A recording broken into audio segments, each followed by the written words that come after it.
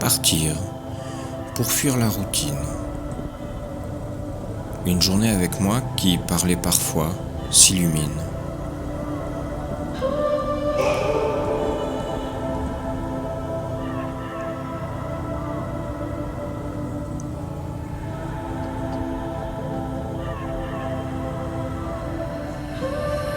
Se lever, s'habiller, préparer du café, regarder, penser, parfois empaqueter, toujours rouler, rouler et encore rouler.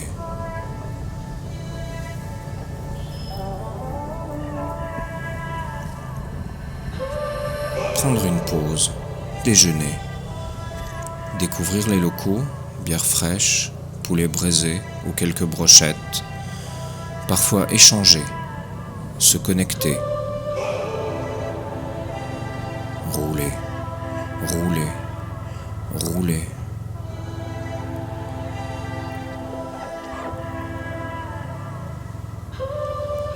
S'arrêter, déplier sa chaise, regarder, synthèse, parfois fumer, parfois réparer, parfois contrôler.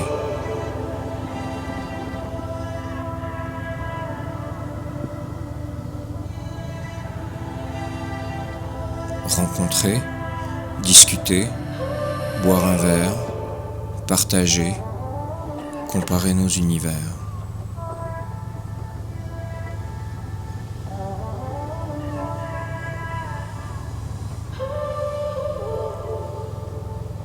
Tente monter, lit aéré, regarder l'océan passionnément.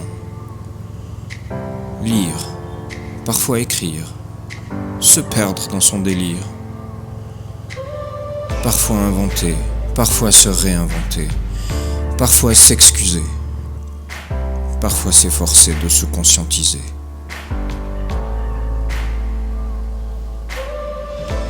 Manger, déguster et s'extasier. Parfois apprécier, parfois détester.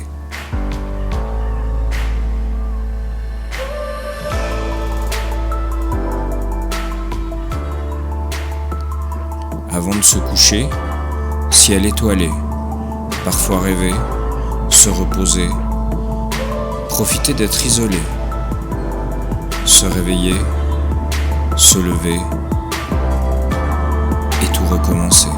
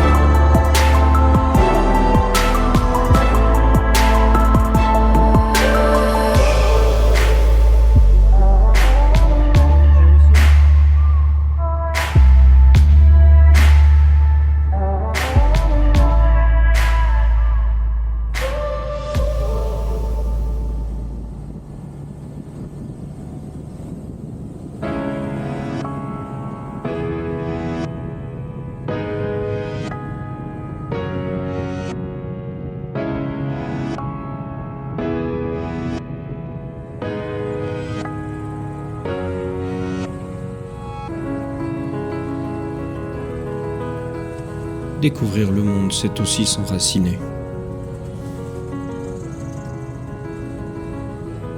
Chaque nouvelle seconde permet d'acter nos différences, nos divergences.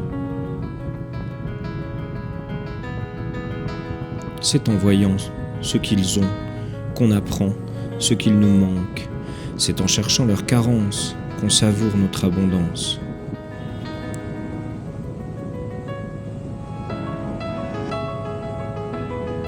On y découvre que toutes les vaches ne sont pas des laitières, que le manioc se mange de 1001 manières, qu'il existe une banane sucrée et une banane plantain, que les fruits se mangent en accompagnement du festin. Les plats peuvent se déguster grillés ou braisés, c'est valable pour la viande et pour le poisson frais. Le nom des mets sont souvent rigolos, ils rendent gourmet la tchéké et la loco. Lorsque le vin est mauvais, il profite de le sucrer. Lorsque le poisson n'est plus frais, hop, il faut le fumer. Pour ce qui est des insectes, autant en profiter, ce sont des protéines infectes, mais gratuites et racies comme la viande, pardi. J'ai appris dans ces pays qu'il vaut mieux voir ce qu'on mange à la lumière du jour que deviner ce qu'on ingère au goût aveugle et lourd.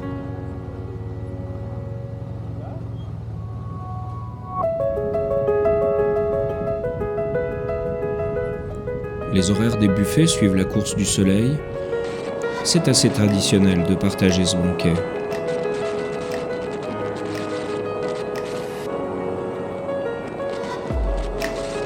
Le fromage est finalement ce qui me raccroche le plus à mon pays d'avant. Parcourir la map monde, sans oublier en voyageant, que de ces tribus je ne suis que l'éponge.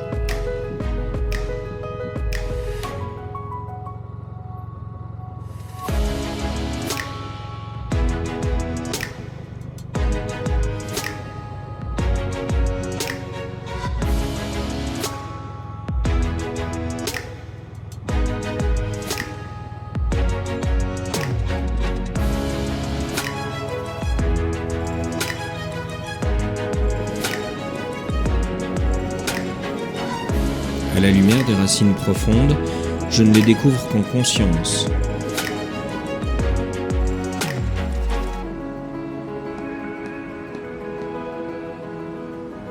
Savoir d'où on vient permet des détours pour cerner le parcours de l'inénarrable africain.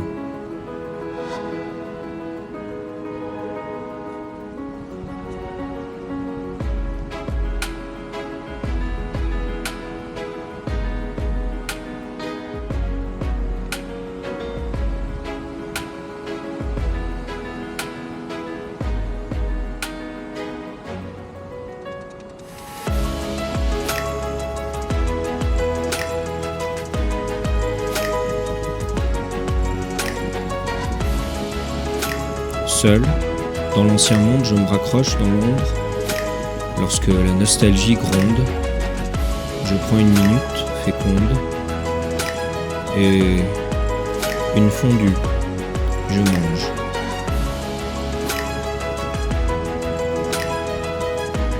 Enchanté et santé.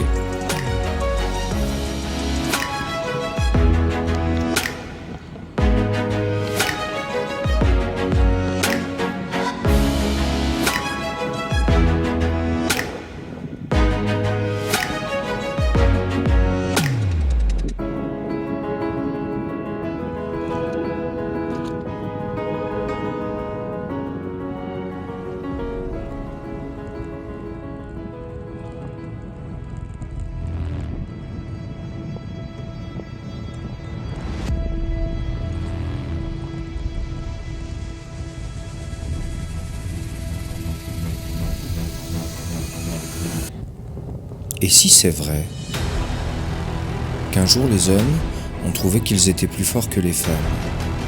Si à la lumière de cette idée, ils trouvaient adapté de leur foutre une bonne raclée? Et si c'est vrai qu'une fois, il y a longtemps, les Noirs ont estimé qu'ils pouvaient ou devaient soumettre les leurs pour une défaite comme un prix, les asservir, les maudire, les vendre comme une marchandise. Et si c'est vrai que les Blancs les ont achetés, déportés, maltraités, et si c'est vrai que la tolérance est le berceau des religions, mais que toutes tuent, soumettent et rejettent? Et si c'est vrai qu'une fois affranchis, les anciens esclaves sont revenus soumettre d'autres cousins esclaves à leur tour? J'ai vu les endroits où on décida leur sort, où on les attacha avant de leur faire quitter le port. J'ai vu leurs chaînes. Peut-être était-ce le fruit de mon imagination, mais j'ai même vu un peu de leur sang. Et si c'est vrai qu'à l'époque les Noirs laissaient leur place dans les bus, que souvent dans les cafés ils n'avaient pas le droit d'entrer? Et si c'est vrai que ce n'était pas seulement un rapport de force, mais des lois, et que des milliers furent jugés?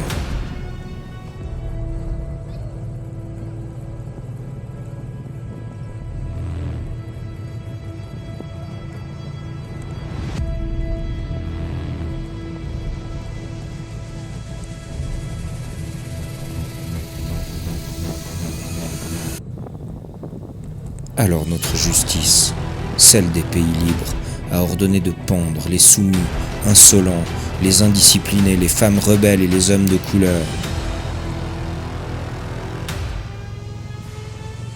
Alors c'est vrai? Une fois, un juge siégea, et sous couvert de la loi, il en a tué? C'est vrai ça? La justice s'est rendue coupable de tout ça. Cela signifie donc que si on s'est trompé une fois pour une raison quelconque, qui nous dit que le juge d'aujourd'hui est plus sensé que celui qui siégea hier, quand on osait compter les morts et les torturés? Je ne suis pas de ceux qui regrettent hier, mais j'ose douter de la parole des nôtres.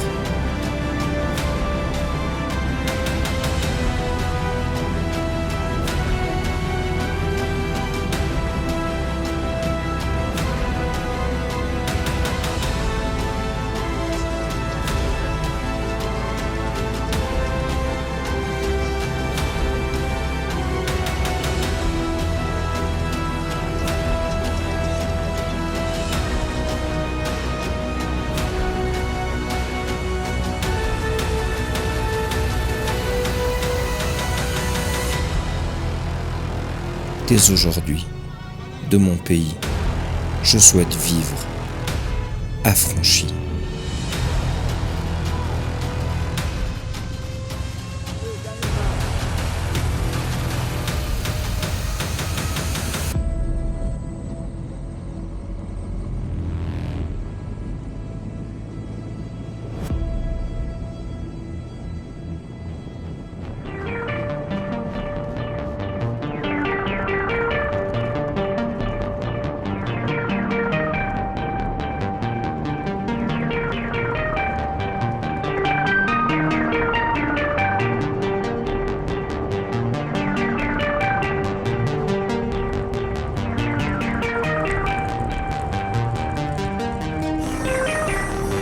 Il est des sujets casse-gueule qu'on ne peut taire. Appelons-les eux. Appelons-nous nous. Depuis 3 mois, je découvre malgré moi des itinéraires de peur où tuer est possible, se faire percer en amateur, gifler est un droit, soumettre un pouvoir, parler souvent, non autorisé. Cela nous choque, eux valident. Je suis dans un village, je discute avec son chaman. Un homme repose sous un drap. Il est mort, il a volé, c'est mal. Il y restera pour enseigner que voler, c'est mal. Eux piquent des poupées, nous, Calimero. Il y a des peuples où l'on envoûte, qu'on lance des malédictions au nom d'un meilleur bonheur. Ce n'est pas parce que la loi s'inspire de l'éthique que cette loi, nos lois, réussit à la représenter. Eux punissent, nous, il y a prescription. Tous les fumeurs risquent un cancer du poumon. Tous les cancers de poumon ne tuent pas que des fumeurs. Bien qu'on tente de nous faire croire que nos valeurs sont universelles, il est bon de se rappeler qu'Amérique du Nord et Europe ne représentent que 15% de cette mondiale population. Eux, immenses, nous, petits. Ailleurs existe, ailleurs résiste, ailleurs décide que lapider est juste, torturer nécessaire, scarifier légal, imposer probable. J'ai traversé des pays où si 5 personnes s'accordent sur une version, vous risquez pour 5 ans la prison. Appelons-les eux, appelons-nous nous. Je médite, j'espère, mais je sais que nos idées les exècrent bientôt. Nous devrons devenir eux.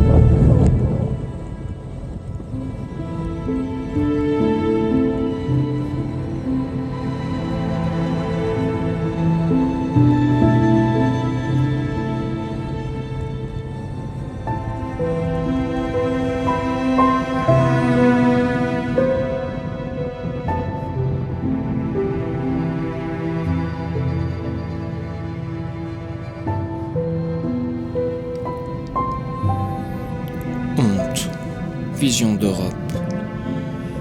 L'Afrique, c'est 3 pays. Le nord, arabe, femmes soumises.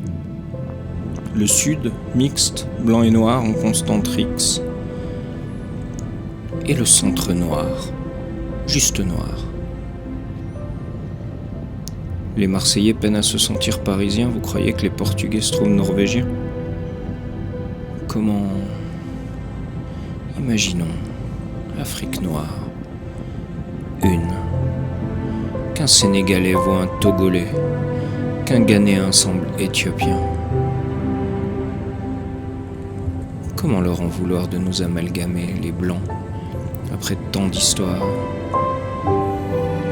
Il faudrait quand même que nous nous intéressions à ces terres primaires, et pas qu'à leur matière première. Je vous parle en pays pour que vous compreniez, mais encore une fois, pardi, C'est notre vocabulaire maudit, ces lignes de pays, ce sont nos illusions. Eux sont frères, cousins ou voisins. Ils parlent la même langue, ils croient aux mêmes forces, ils forment le continent. Et ce ne sont pas les nôtres, ni les langues, ni les forces, ni la religion. Ce n'est pas notre continent. Même si on est amis, ils sont bien conscients du nombre de nos boniments. Il est temps de venir en pays ami, plutôt qu'en pays conquis.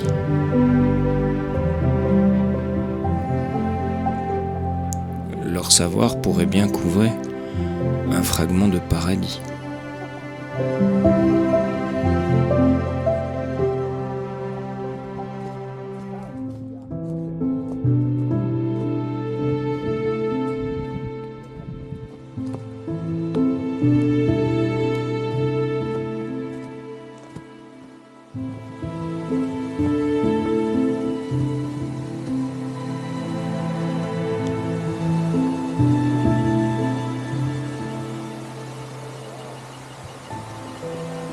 Ils apprennent la grande histoire de l'Europe. Ils lisent Marignan, Robespierre et Cromwell, partagent l'essentiel oralement, connaissent nos capitales, nos dirigeants sales et notre idéal. Ils n'ont plus de temps pour se parler d'eux, alors ils questionnent grand moment pour revivre les histoires d'antan.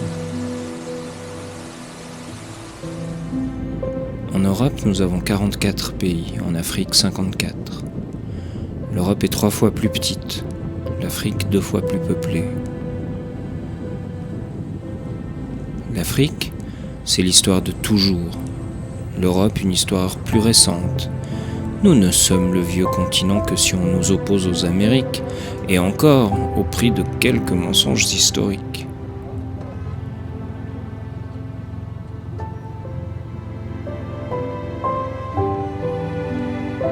Il est bon de découvrir une autre manière de penser l'autre, de se penser, de découvrir qu'il est possible de rire, de chanter, de s'élever, sans forcément agir avec une Bible.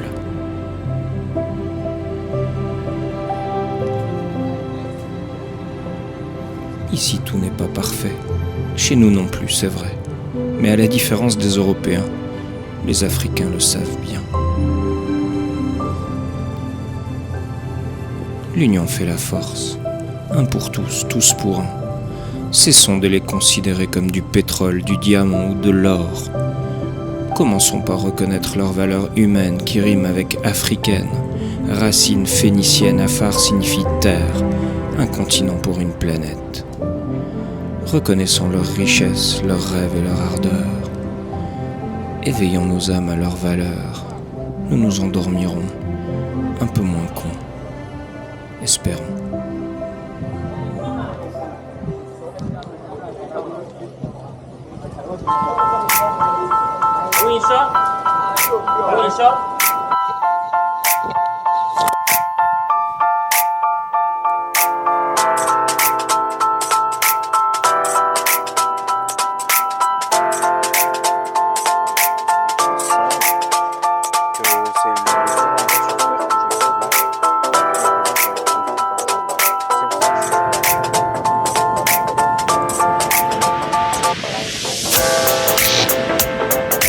Putain d'ONG.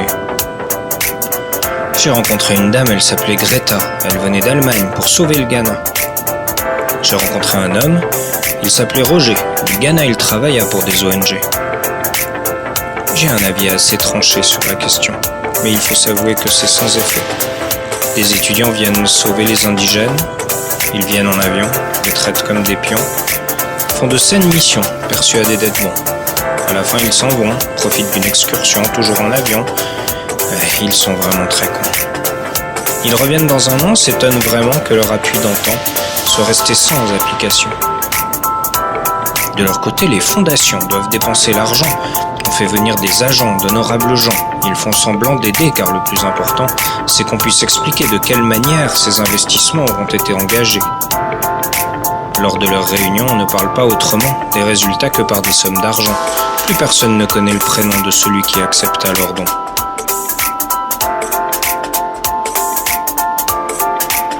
Je pars pour l'Afrique en témoignant, les gens m'approchent en me parlant. Pour eux, nous sommes tous des blancs et on assume les actes des précédents. J'en ai vu des ONG, j'en ai parfois visité, mais à chaque fois je constate que tous ces bien-pensants créent hélas beaucoup de tourments. Ce qu'il y a d'amusant, c'est qu'en rentrant, ils parlent de ces contrées comme s'ils les connaissaient. Ils agitent des mots, citent quelques animaux, expliquent peu non en quoi consistait leur boulot. Ils sont tous écolos, véganes et non-alcoolos, mais voyagent en aéro plutôt qu'en vélo.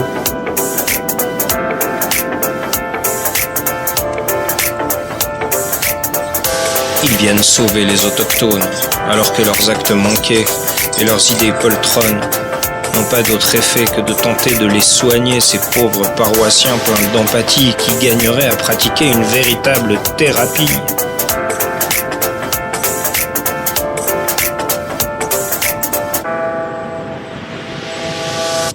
Du blanc, en moto seul, c'était juste le coup de gueule.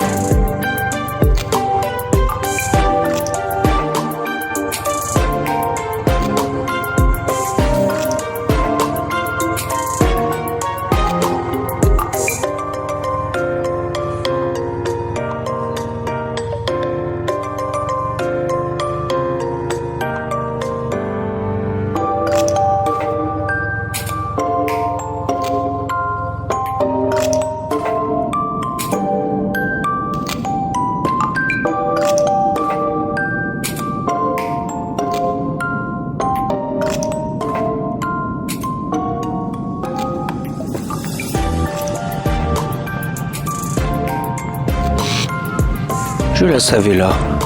Je ne l'ai pas cherchée. Plusieurs fois, elle m'a regardé, alors je me suis approché. Je l'ai acceptée. Elle n'est pas matérielle, mais elle est fidèle. Elle apparaît comme une coccinelle, me louvoyant de ses ailes. Elle est réservée, elle ne parle qu'en silence. Je l'ai connue par le passé, j'aime son impertinence.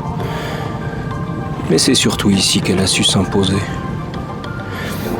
Elle me purifie, elle sait m'éduquer.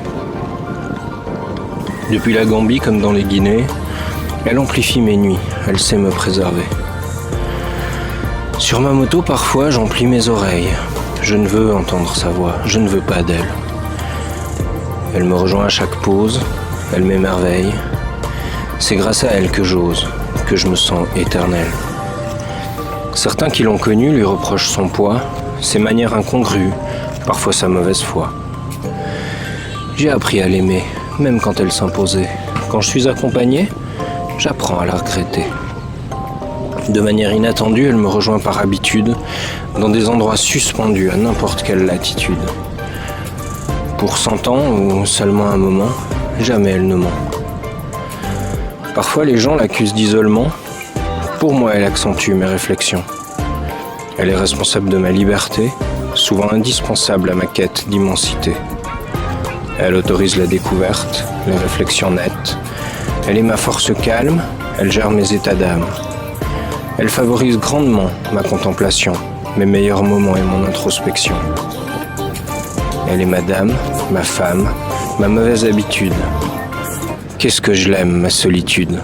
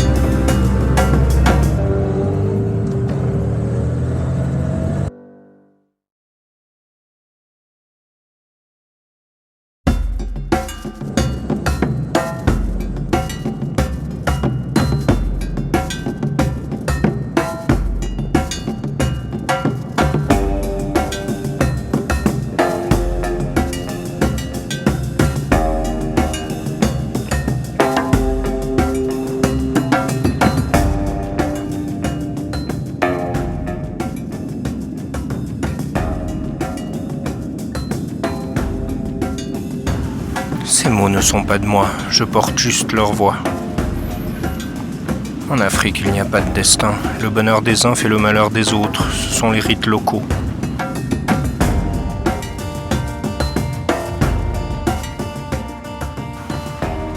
Au milieu du village traîne le corps d'un homme mort. Il est recouvert d'un linge. Il a volé, dit-on. Et afin d'enseigner à d'autres garçons que voler est mauvais, nous le laissons coucher, jusqu'à ce que la leçon soit bien ancrée. C'est éloquent en effet.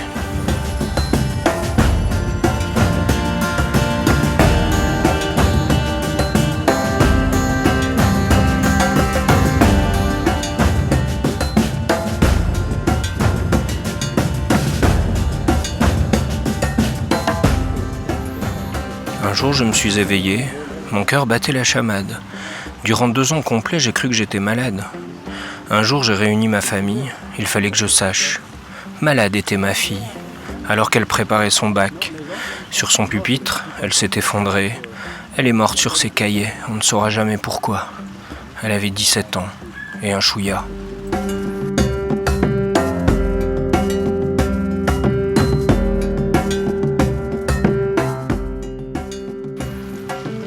Nous sommes le contenant des erreurs passées avant. Nous sommes les fautes de nos aïeux fantômes. Notre rôle est d'échapper à leur destin mauvais et si possible de réparer afin de progresser.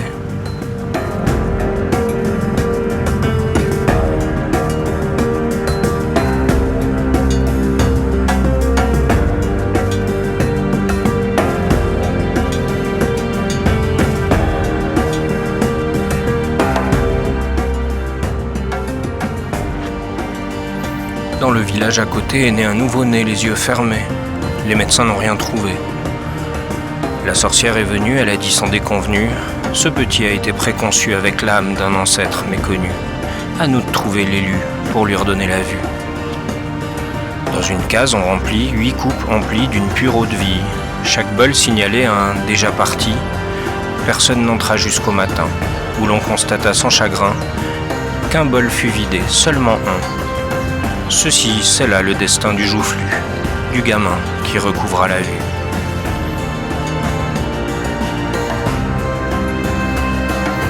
Mon grand-père n'a pas de tombe. Guerrier vigoureux, il réglait son compte au village voisin dans la jungle profonde. Son ennemi se lia avec le colon avant de trépasser en haillons. Celui qui me donna son nom se cacha dans son humble maison. Les Allemands y jetèrent un bataillon, mais rien, ni homme ni cochon. Mon pépé était sorcier, dans le vortex il s'en est allé.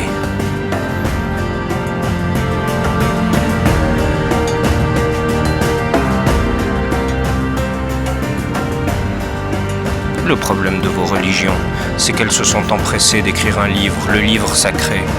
Le vaudou, oralement, se transmet, ce qui nous permet de nous venger, sans que vous puissiez en saisir l'objet.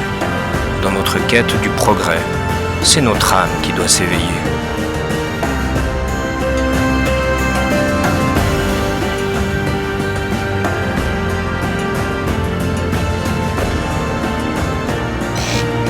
Je reprends ma plume. Ces phrases prononcées sous un ciel en pleine lune m'auront subjugué et un peu apeuré. Je les traduis par ce texte, mais tiens ma promesse de ne pas en citer le contexte. Je ne suis qu'un témoin modeste.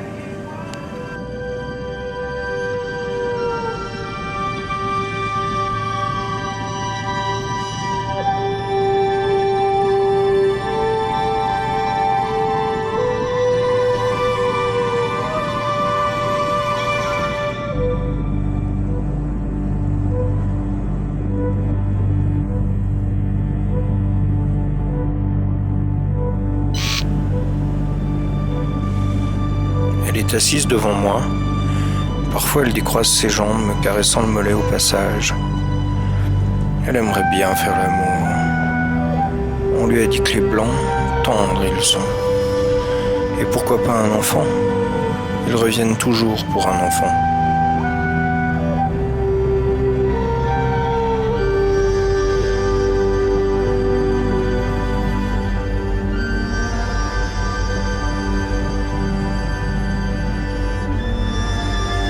Il est debout depuis ce matin, une corde tendue en travers de la route. Lorsqu'il me voit arriver, il sourit.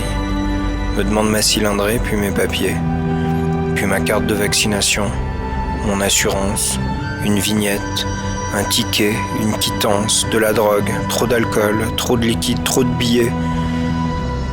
Il cherche ce que je n'ai pas.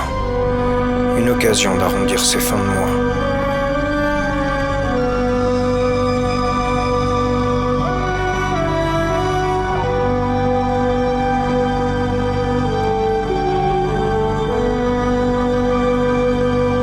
Il tend la main. Il souhaite rendre service. Il a 7 ans et il a faim. Il doit absolument rapporter de l'argent. Sa mère le lui a dit. Sans ça, pas de repas.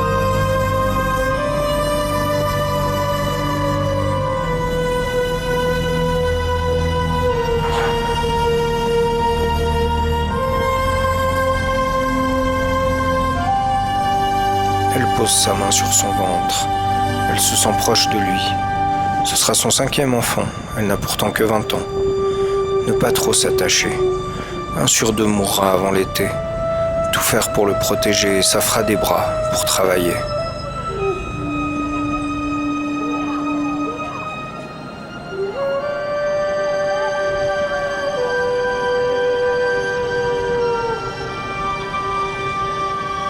Il la regarde, il la désire.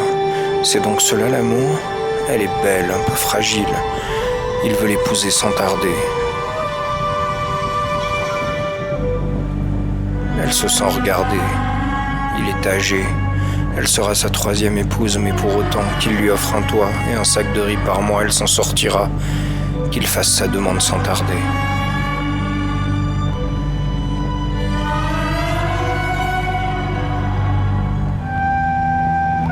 Elle n'arrive pas à cesser d'observer ses abdos.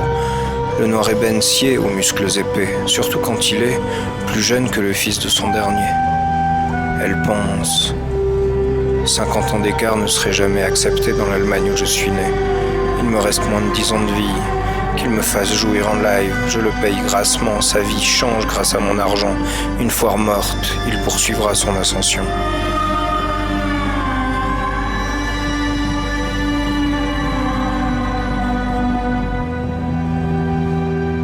Il me regarde, il m'interroge, il me dit que lui aussi un jour il partira, qu'en Europe il ira. Pour traverser il nagera, un métier il aura, un avenir qu'ici il n'a pas.